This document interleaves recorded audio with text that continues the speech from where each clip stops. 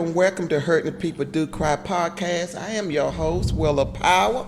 I have with me my co-host, Damien. Good morning. How we doing? Good morning, Damien. How you? I'm good. How was your week? The week was pretty good to me. Still going good. I mean, I'm here. Oh, okay. You still staying in trouble? Yeah, I'm still. I ain't got no black eyes or cuts on me, but I'm okay. How's your Willy Wonka factory doing? Oh man, the Willy Wonka factory is coming together. Actually, the next month on the third week we'll have it open, and we'll be selling chocolate to the kids and stuff. And what we want to do is, we just want to give everybody the best of our ability. The taste, the magic that we have going on in the candy. Amen. I'm afraid to ask what that magic is. We got our new gobstoppers coming out next week. Oh, really?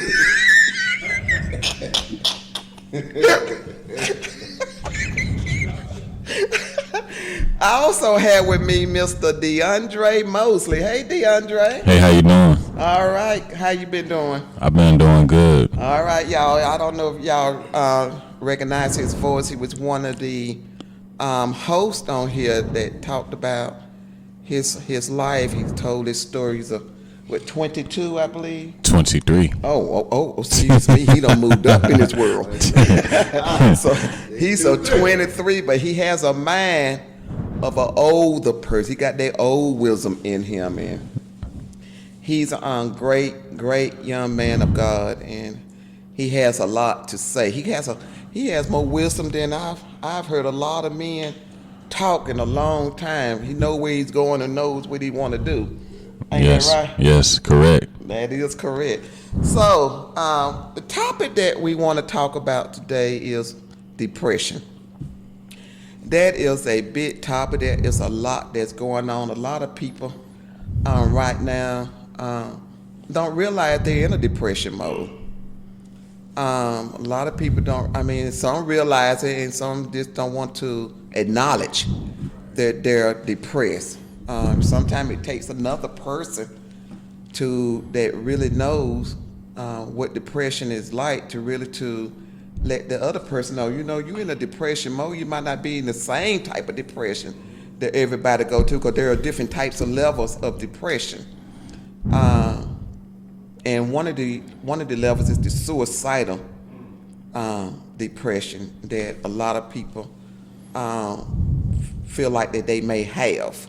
Right. So, Damien, have you ever been in a situation like that? To be truthful, yes, I was in a situation where I was depressed.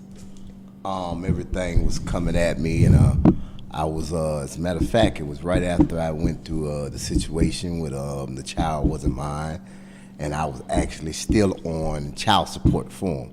And so in Florida, when you find out a child isn't yours, you have to spend all type of money to get back in court. But if you're on child support for the child, you still have to pay up until the time you go to court. And then you have to be current in your payments before the judge will look at it. Even if they have all the evidence right there saying the child isn't yours and stuff like that, you still have to be current in your payments before they look at it. So that was a pretty depressing moment for me and everything, because I was going through that whole deal and situation, and after 2 years finding out that the child isn't mine. So that was just a moment in my life where I can remember where I was depressed, and I thank God and I got over that and forgiveness and everything, and so I no longer feel any type of way whatsoever towards a person. I mean, all forgiveness has been done, and that really surprises a lot of people too. But the depression part, I remember that. I remember sitting in the room, and that's all you can think of. See, when you're depressed, depression kind of, not only is it heavy, but it stays, and it's always there, especially when you're alone. And that's when you think about whatever is making you depressed.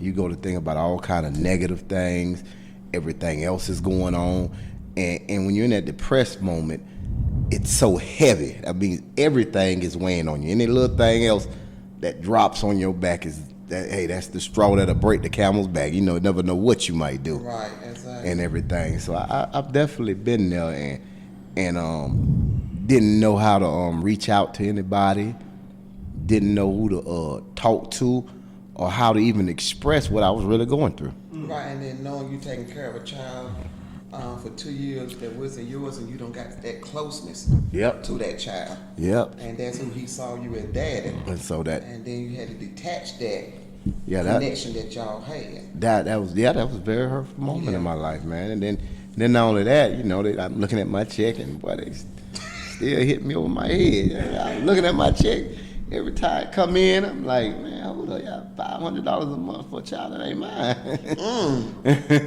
What about you, DeAndre? Have you ever been in a situation where you felt like you were depressed, or you didn't know you was depressed, or?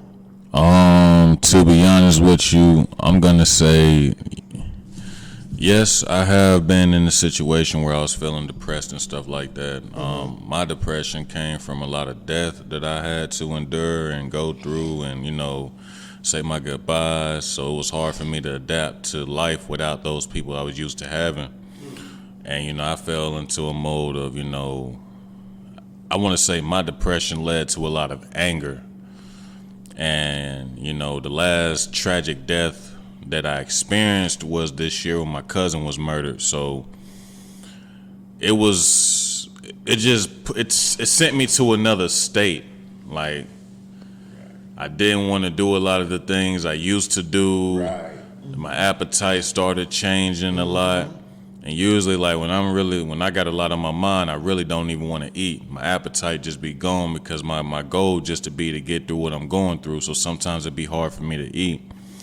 But my thing is, I didn't want to seek any help for my depression. I felt like I could battle it on my own. So I never really told nobody this, and y'all the first people today to hear this. I was depressed. I was depressed for a couple years. I didn't show it. So, being depressed for a couple years, it takes a lot of toll on you. And I noticed, like, the way I would look in certain pictures or certain events, like, because you could tell when somebody's hiding something, especially in a picture. And I have this ability where, I could tell. I could just zoom in on the picture and see what they're hiding, what they're covering up. You was wearing pretty much another mask. Pretty much. Yes. And that's what's wrong with, I want to say, a lot, my generation, especially my generation, because a lot of us has, went through a lot of childhood traumas that we never healed from. Some guys' relationships, or females dealing with abusive relationships, and being young women. But I just feel like a lot of death is the main one for me. Like, it really caused a lot of depression in my life. Then from my childhood events, there's a lot of things that I seen and witnessed that caused a lot of depression in my life. And to be honest, I've probably been dealing with depression since I was a kid and didn't know what it was, because I seen too much. So me coming up, I just had to live and learn how to overcome certain things and not let one situation stand in the way of me getting to the next situation. So let me ask this: do you think, far as depression is concerned, do you still think, this to the both of y'all, do you still think that you still feel like you in a depression situation? Yeah, cause I definitely don't. Like I said, forgiveness came in, and I thank Jesus Christ for that. But I let go and I released a lot. And then also, one thing I've learned is when you come out of the depressed state, a situation that's wore you down, you're actually stronger. So you can deal with certain issues and obstacles that come your way because you've been in a place of this depression. You've been in a place of despair. You've been in a place where you couldn't figure it out. Well, like he said, you didn't want to do anything. You didn't really want to be around people. You just wanted to be locked in into yourself, which isn't a good place to be. Because when you're all alone, you don't have any help and stuff. Right. And so that's what we do when we're in a depressed state. But when we come out of that state for however way, with help or whatever, we're actually stronger. So it helps us to deal with future obstacles, future things that come in that may try to weigh us down. We know then that, hey man, I can get through this because I got through the other thing. Right. And so it makes you stronger inside, when you go through things. It always definitely, if it don't kill you, definitely make you stronger. Exactly. I can say that I have been in that state before. I even thought about what it would be like if I was dead. Yeah. You know what I'm saying? Or how would people feel if I was dead? And if you're dead, you ain't gonna know. Right. How people, took your suicidal attempts, or, feeling like, you just want to kill yourself. Right. I've been to where, like you said, you sit in a room all alone, and then what's the old saying? You got the walls talking to you, but that's not the walls. That's the devil trying to play with your mind. You know what I'm saying? I'll go ahead on and do it. They ain't gonna miss you no way. You ain't no good to society no way.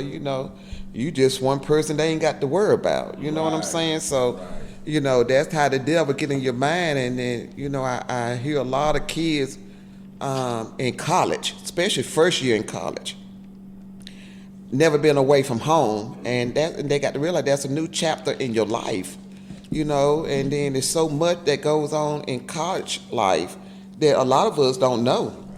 And with the generation that we have now, it's just a lot of peer pressure stuff for little children, for kids and stuff, and it's in elementary schools and high schools as well, because I've seen little kids take their life. Why? Bullying from other kids. Don't know how to take it, and that's a form. More kids go through depression than grown-ups. And you just don't know it because guess what? Kids don't talk about it. You know what I'm saying? I was looking at, and I'm going to let you answer your part, DeAndre. But I was looking at a program, and the young fella was on there, and he was just tore up on the inside because he had a twin, and they were separated. The mom of them gave them away, and they separated them. They went into different foster care. And one twin was raised one way from somebody in their family, and the other twin was raised by another part of the family. They, family came in and took them, but they was raised by different family members in the family. And the young fellow that was on there, he was molested by members in his family. And as he grew up, they didn't know how to take him. You know what I'm saying? He said he didn't know his sexuality. He didn't know how he feel about his sexuality because of him being molested as a child. But the other twin had a good life. The mother came back and got the other twin, but left the other twin with the other people. Never came back to get him. And the father was in jail, drugs and stuff, and he was in jail, so he couldn't raise him. So he had so much anger in him, and it was just, I'm like, oh Lord, I had tears coming down my eyes. But he had so much anger, and he said, I was depressed. He said, I still feel like I'm depressed because I didn't feel like nobody want me. I didn't know which way to go. He said, y'all don't understand all the anger that I have inside me, and depression can come from a lot of anger. You know what I'm saying? It's just so much anger that builds up in kids. But DeAndre, I want to give you your opportunity to answer that question that I asked earlier. Do you feel like that sometimes that you are still in the depression mode, or do you feel like you had already come out of that now, or? I feel like I've come out of it. A lot of that came from, me not wanting to forgive people. And I had to learn, forgiveness is a big part of growth, because at one point in time, I was angry. I was mad. I was just so angry. I was just moving too reckless because I wasn't thinking before I would act. But then, I had to realize I didn't want nobody thinking that I'm aggressive or, because usually when I've lashed out, for me to be laid back the way I am, when I lash out, people say another side of me comes out that they are not familiar with and they be afraid of, and I never wanted people to be afraid of me or anything, or feel like I had an aggressive an aggressive attitude, because that's not the type of person that I am. It's been a lot. When I was in my teenage years, I would get very upset, angry, and very revengeful. But then I had to realize that certain things don't need a reaction.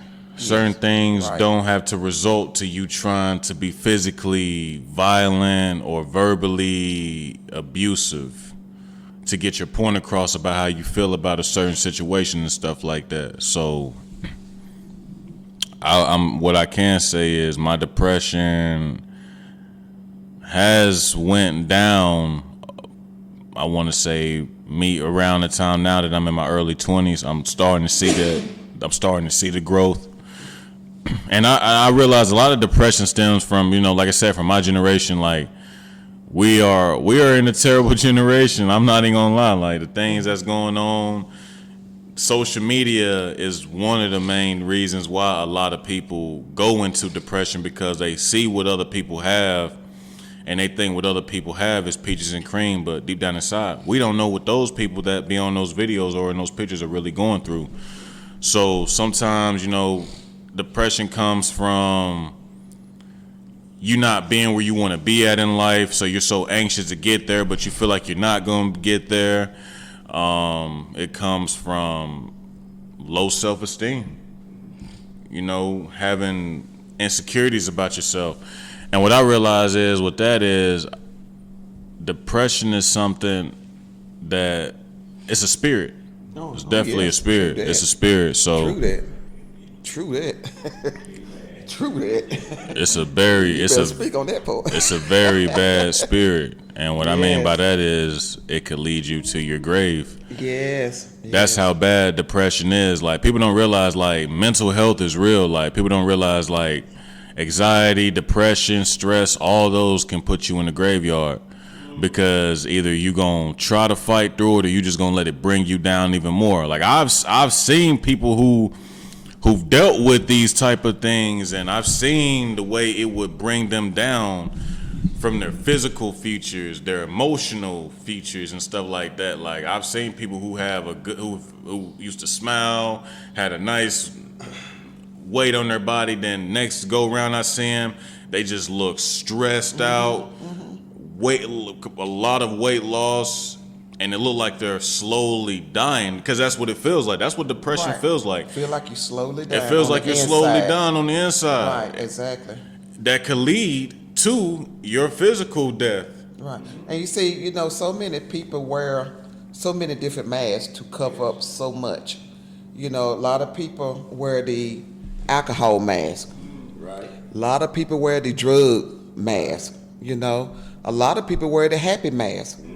Hurting people do cry. Yeah. When they walk around with laughing and stuff, but you still don't know what's going on the inside of them. Right. So they wear that mask so you don't see it. But when that mask come off, you see a totally different person. I wore masks for a long time. It wasn't alcohol and it wasn't drugs. It was the mask with the smile on it. I had to laugh to keep from crying. I had to laugh, so people wouldn't know what I was going through. Because a lot of people, like I said, a lot of people don't talk about it. People do not talk about it, unless you have somebody that you can really trust, that you could come and talk to, and that they ain't gonna be able to take your business nowhere. And there ain't nobody I know but God. That's the only person I know I could go and talk to, and I know it ain't gonna get out. And that's the only person that's gonna heal me from what I'm going through. But I got to have that faith, that peace, that understanding. You know what I'm saying? So, Damien, I know that you was going through depression for the past 2 weeks. You were talking to Willy Wonka and that chocolate factory, and I just figured that was one of the masks that you was trying to wear was No, Willy no. Wonka mask, you know. Not at Oh, it would. Not at all. I'm finna mess with you. Not at all. I'm finna mess with you today. We ain't finna do this today. I don't get depressed about things. Like Sometimes. Willy Wonka. No, not at all. I want me a chocolate factory for real. I want me the chocolate factory or honey bun factory. I'm just saying. I want one of the two. Whichever one you do it, just do it. You know what? Also, a lot of people stay busy just to stay from being depressed. Yes, a lot of people stay busy. Yeah. I'm not really. Sometimes, we may get a little discouraged and stuff. I don't get depressed about things. And that's one thing God has been working on me with, and He's continued to just work on me with. Because if you realize, whose hand everything is in, you begin not to worry about a lot of things and stuff. And so, and that's one of the things we don't want to do. If we're walking in faith, then we don't need to worry. If we're praying, then why worry? I had a young man gave that story, testimony, him being in the hospital and an angel coming to see him, and while he was in the hospital dying, and the angel said to him, well, he didn't know it came in the form of a nurse. A male nurse came in there, talked to him, and they told him, say if you're gonna pray, then don't worry. But if you're gonna worry, don't pray. That's it.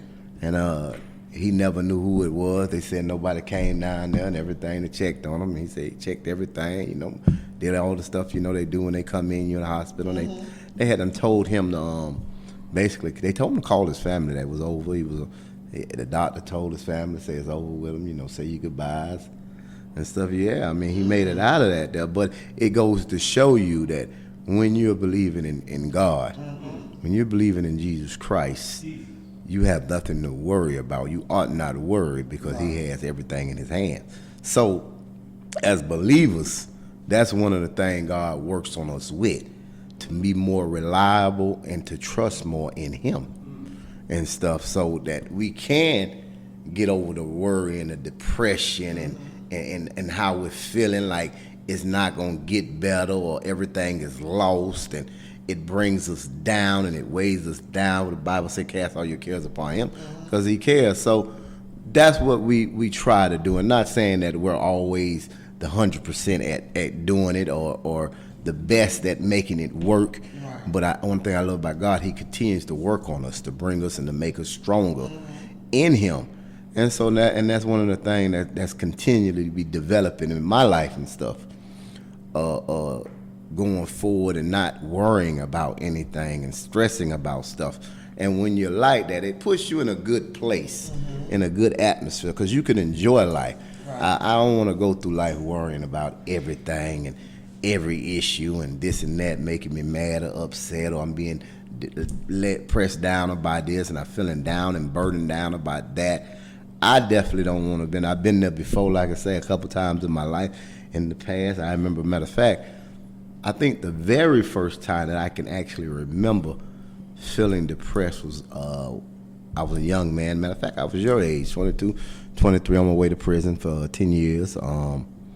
Everybody had done left me and stuff, little supposedly fiance, she was out the door quick, I'm down, they done guided me, I done went from, out there doing this and having all this stuff going for me, from the cars to the women, all that there, and now I'm in a bunk, wearing a jumpsuit, and on my way to prison for 10 years.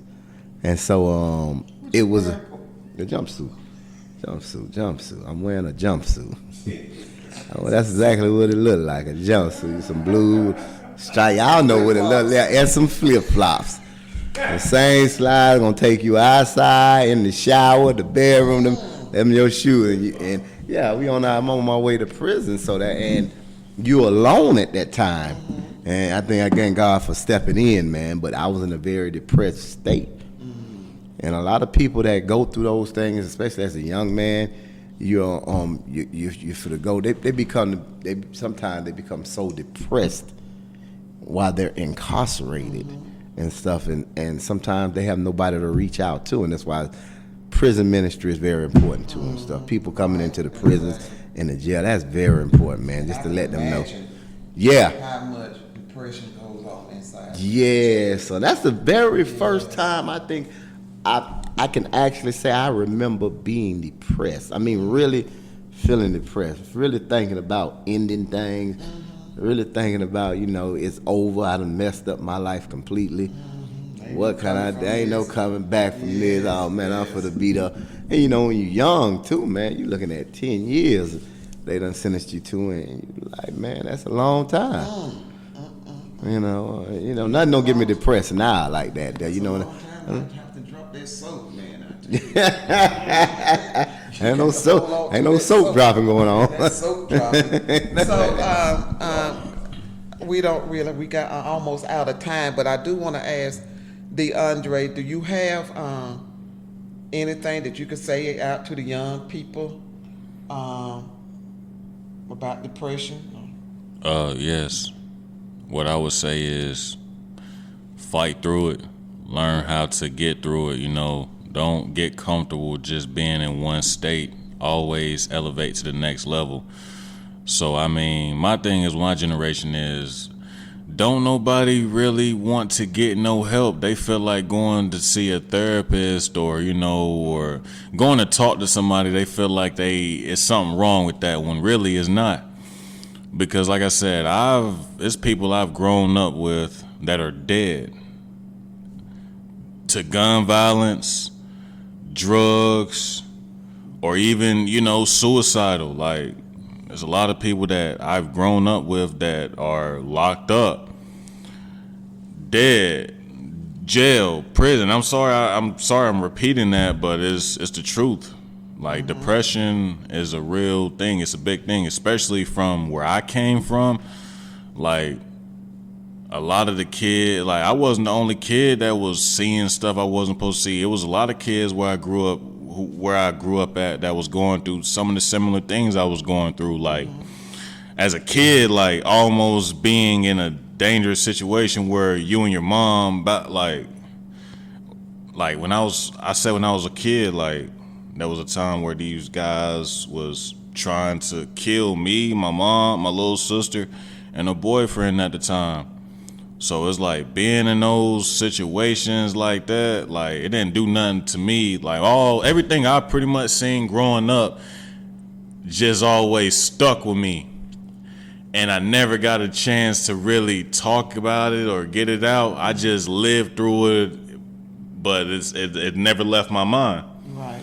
So, like, getting through stuff like that with me has always just been to keep going. That's just how I always looked at it. Keep pushing, Keep God first. Of course, God first, Killing yourself is not going to solve nothing.